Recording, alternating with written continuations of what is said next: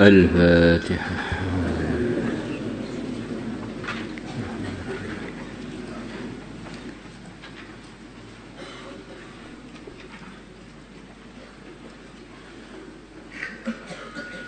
Bismillahirrahmanirrahim. Wa qala ta'ala, dan Allah Ta'ala telah berfirman, wa basyir, dan berilah berita gembira, al-mukhbitina, kepada orang-orang yang taat, orang-orang yang patuh. Di orang-orang yang patuh kepada agama, orang-orang yang patuh kepada aturan Islam, orang-orang yang patuh pada aturan-aturan yang diridhai oleh Allah, dapat berita gembira dari Allah, suruh menyampaikan oleh Rasulullah kepada mereka. Lah orang-orang yang patuh kepada Allah ini siapa aja? Di antaranya yang disebutkan ini, alladzina, yaitu orang-orang, idza dzukirallah, kalau Allah disebutkan, wajilat, bergetar, qulubuhum, hati-hati mereka. Pertama, di antara sifatnya orang-orang yang patuh adalah kalau mereka mendengar nama Allah, hatinya itu bergetar, mengagungkan, ketakutan, sangat memuliakan. Karena orang itu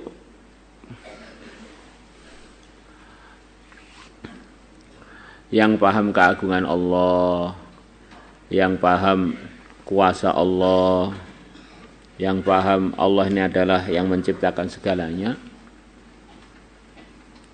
maka akan menimbulkan satu sikap bahwa Allah ini benar-benar wajib, harus saya muliakan, saya hormati, saya takuti. Karena selain Allah itu hakikatnya enggak ada. Ini makhluknya Allah aja sebagian saya takut. Dengan ular saya takut, dengan singa saya takut, dengan preman saya takut. Masa dengan penciptanya yang menakut-menakutkan situ saya enggak takut?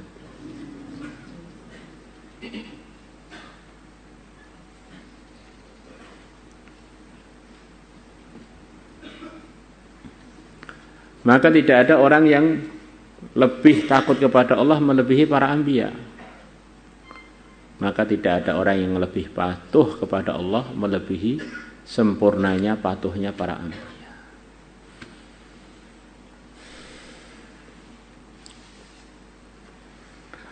Was-sabirina 'ala ma asabahum, dan orang-orang yang sabar atas ujian, atas musibah yang mengenai mereka. Di antara sifatnya hamba yang patuh, diberi ujian itu sabar. Bagaimana dia enggak sabar? Wong dia ini yakin bahwa ujian ini datang dari Tuhan, satu-satunya yang berkuasa, satu-satunya yang mengatur. Dan saya ini adalah miliknya Allah. Kok saya tidak sabar, memang saya ini punya hak apa?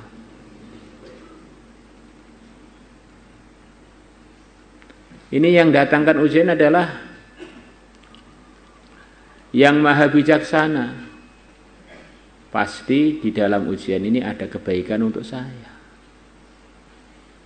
Yang mendatangkan ujian adalah Arhamur Rahimin. Pasti dalam ujian ini sebetulnya ada yang wajib saya gini. Ini justru sayangnya Allah kepada saya, biar mendapatkan macam-macam anugerah dari ujian tersebut. Jadi kesimpulannya, orang diuji nggak sabar itu, ya tauhidnya ada kelemahan, pengesaannya kepada Allah itu perlu diulang lagi, ulang lagi, ulang lagi. Biar nafsunya yang pengen berontak, yang tidak terima itu tidak diikuti. Saya ini salah apa sih kok diuji begini, diuji begitu. Kita ini hamba, kalau sudah diuji oleh Tuhan, hak kita hanya raditu billahi rabba. Sebagaimana telah disampaikan oleh Rasulullah dari Allah. Wahai hambaku, kalau kamu tak uji gak sabar, carilah Tuhan selain aku dan keluarlah dari bumi yang bukan bumiku. Kalau nggak bisa jangan macam-macam lah. Diuji itu jawabannya hanya satu, sabar.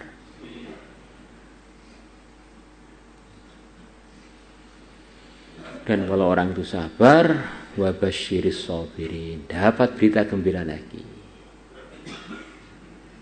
Yuwaffas sabiruna ajrahum bighairi hisab, diberi pahala yang tidak terhitung.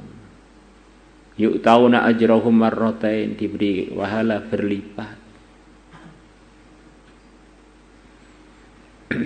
Kemudian terusannya ayat ini, wal muqiminas shalah. Di antara sifatnya orang sabar itu adalah menegakkan sholat. Di antara sifatnya orang yang patuh itu menegakkan sholat. Jadi kalau orang itu belum menegakkan sholat, belum memperhatikan sholat 2 waktu dengan sebenarnya, bukan hanya mengerjakan, tetapi menegakkan, menunaikan hak-haknya dengan peringkat yang terbaik, itulah iqamatus shalah. Waktunya, syarat rukunnya, gerakannya, Masya Allah, fardunya, sunnahnya, iqamatus shalah. Saya ini sudah baik Pak, tapi kalau sholat kok masih malas-malas, ya itu belum termasuk mukhbiti. Wa mimma razaqnahum yunfiqun, dan dari sebagian yang aku telah berikan rizki kepada mereka, mereka menginfakkannya. Jadi antara sifatnya hamba yang patuh adalah memahami bahwa sebagian harta itu biar kita diridhai oleh Allah harus kita infakkan. Allah tidak memerintahkan dari kita untuk mengeluarkan semua harta, sebagian saja. Maka orang itu kok katanya cinta kepada Allah,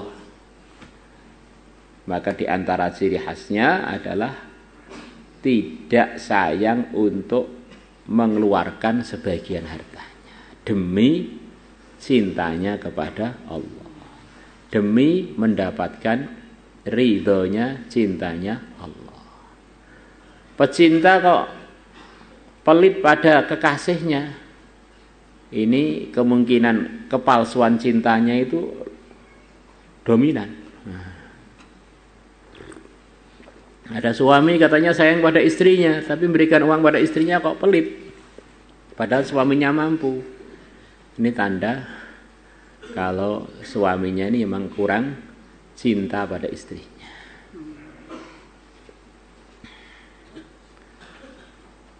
Kalau nggak mampu beda lagi. Begitu juga istri kok nggak mau korban untuk suaminya, memang istrinya itu memang kurang cinta pada suaminya. Cinta itu kata para ulama menyebabkan orang yang pendiam jadi banyak ngomong, orang yang pelit jadi dermawan, orang yang malas jadi hilang capek-capeknya. Nah kalau orang apa-apa malas urusan agama, terlambat aja dia, bahaya besar. Bahaya sangat besar. Bahaya sangat-sangat besar. Jangan-jangan dia ini memang belum cinta. Masuk kelas males, mutolaah males, baca Quran males, jarene pecinta agama kita kaya rada mbletoke nemen. وعن أبي مالك الأشعري رضي الله عنه قال رسول الله صلى الله عليه وسلم at-tuhuru bersuci syatrul imani adalah separuhnya iman. Gimana? Wudu kok separuhnya iman itu gimana? Memangnya iman itu amalan, kan wudu itu kan amalan, bersuci itu amalan. Maka kata sebagian ulama, iman di sini ini maksudnya adalah sholat. Wudu adalah separuhnya sholat. Tanpa ada wudu, sholat itu enggak sah. Seakan-akan sholat itu separuhnya itu dalam bersucinya, kemudian baru orang ngertikan sholat. Lah kok iman diartikan sholat itu apa ada dalilnya toh Pak? Ya ada. Dalam Al-Quran ada iman yang diartikan sholat. Wa ma kanallahu liyudhi'a imanakum. Surat Al-Baqarah di pojok pertama saya qulu itu. Wa ma kanallahu liyudhi'a imanakum. Para sahabat pada khawatir. Kami ini 17-an bulan menghadap ke Baitul Muqaddas sholatnya. Nah sekarang pindah ke Masjidil Haram. Lah ini sholat-sholat kita yang dulu itu nanti nganggur apa tidak? Ada pahalanya apa tidak? Maka turun ayat tidak. Karena kalian dulu menghadap Masjidil Aqsa itu sesuai dengan perintah Allah waktu itu. Wa ma kanallahu liyudhi'a imanakum. Walhamdulillah dan alhamdulillah tamla'ul mizan, memenuhi timbangan. Ini timbangan amal itu di antara yang akan memenuhinya adalah dengan amalan alhamdulillah. Lah kok alhamdulillah bisa ditimbang itu bagaimana Pak? Itu kan angin benturan dengan makharid dan sifat huruf yang di mulut kita, akhirnya keluarlah alhamdulillah. Sekarang loh, di mana-mana orang jualan oksigen. Oksigen itu sebelum dimasukkan tabung itu belum bisa ditimbang. Begitu masukkan tabung, beli oksigen 1 kilo, 2 kilo, 3 kilo. Itu di dunia ini apa itu angin itu sudah bisa ditimbang. Untuk jadi bukti dari Allah yang menciptakan semuanya itu, termasuk yang menciptakan tabung-tabung itu, ilhamnya semuanya dari Allah. Bahwa amal bisa ditimbang itu bukan satu hal yang tidak bisa masuk akal, itu masuk akal.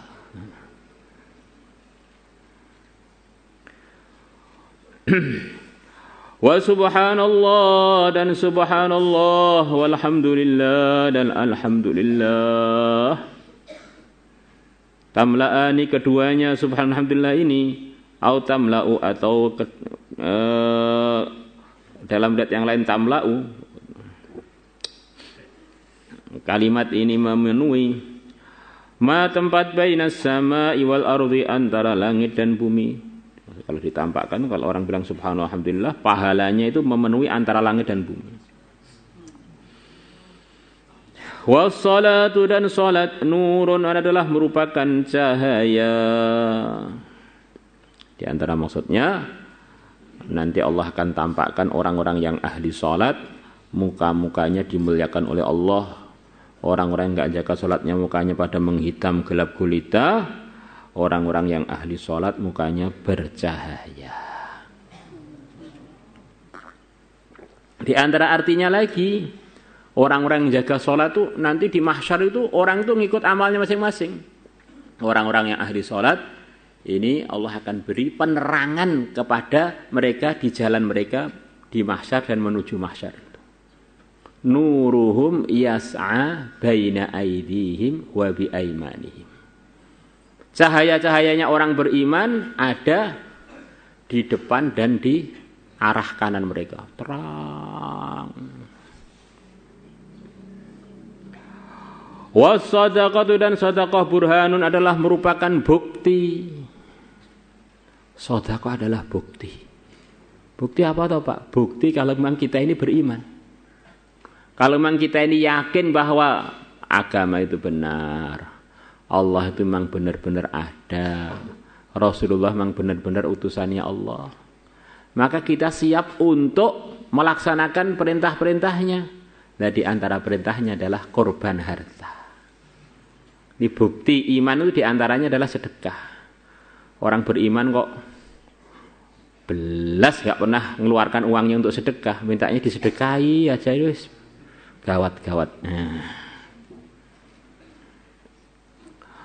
Wasabru dia, dan kesabaran diaun adalah penerangan.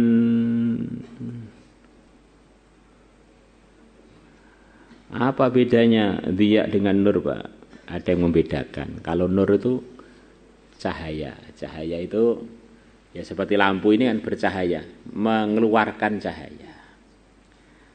Kalau dia itu tidak selalu ada sumber cahayanya, terang itu dia, terang.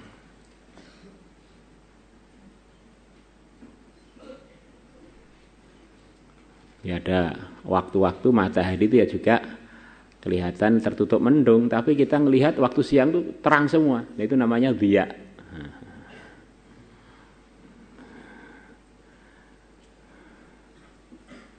Ya ada kemiripan tapi bisa dibedakan antara nur dan dia ada berapa. Wal Qur'anu, dan Al-Qur'an hujjatun laka, akan menjadi pembela laka yang bermanfaat untukmu, akan jadi bukti yang bermanfaat untukmu. Kalau kita mengamalkan Qur'an, kalau kita mendakwahkan Al-Qur'an, kalau kita yakin pada Al-Qur'an, maka semuanya itu akan menyebabkan Quran itu memberikan pembelaan kepada kita nanti di akhirat sana. Orang-orang ahli Quran yang takwa, begitu mau datang siksa kepada mereka, maka Al-Quran yang dia baca itu datang pada Allah, ya Allah selamatkanlah hambamu ini dari siksa, dengan sebab aku dia ini telah sering tidak nyenyak tidurnya. Orang-orang pada tidur dia enggak tidur.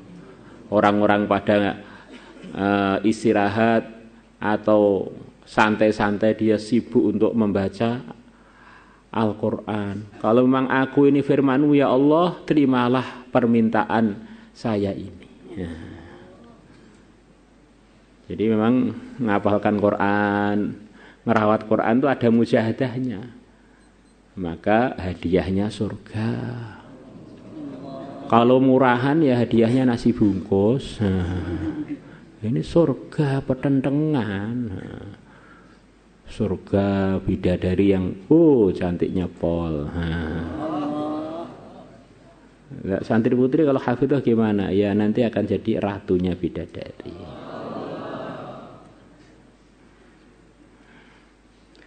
Au alaika, akan jadi dalil alaika yang membahayakan kamu. Kalau Quran yang sering kita langgar, nanti Quran itu akan datang. Ya Allah, ini hambamu ini sering langgar saya, hambamu ini sering tidak menggubris perintah-perintah saya. Maka akhirnya Quran justru menyebabkan dia ini tambah dapat siksa. Al-Quran merintahkan umpamanya warka'u ma'ar raki'in, suruh salat berjamaah, dia salatnya berjamaah, selepas jamaah baru datang. Quran memerintahkan kullil mu'minina yaghuddu min absarihim wa yahfadhu furujahum. Seterusnya wa kullil mu'minati yaghdudna min absarihinna wa yahfadna furujahun. Suruh jaga pandangan, suruh jaga kemaluan dari yang haram. Malah hari-hari mandang yang tidak boleh dipandang, akhirnya kemaluannya tidak bisa dikontrol. Al-Quran memerintahkan laki atau perempuan tidak boleh pacaran. Wala muttakhidhi akhdan, para laki-laki tidak punya pacar. Wala muttakhidhati akhdan, para wanita tidaklah boleh punya pacar. malah pacarnya seambrek-ambrek. Akhirnya Qur'annya jadi hujjatun alaihi.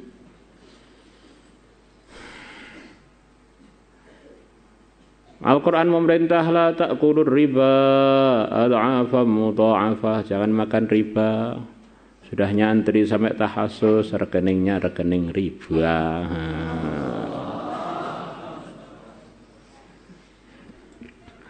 Kullun nas, semua manusia yaqdu, dia ini berpagi-pagi, faba'u nafsahu, maka ada yang menjual dirinya.